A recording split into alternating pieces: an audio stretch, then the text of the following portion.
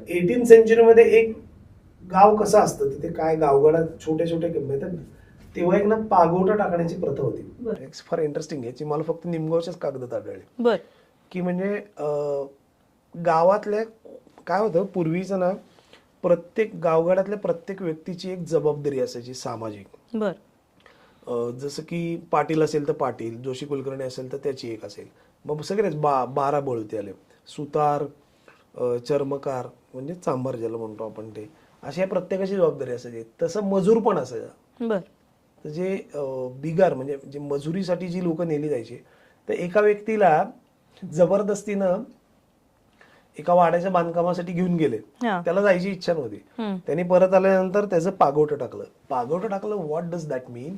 की त्यानं त्याची गावगाड्यातली जबाबदारी ह्याच्या पुढे मी स्वीकार म्हणजे पार पाडणार नाही अशी त्यांनी थोडक्यात तो रुसला हो हो आणि त्यांनी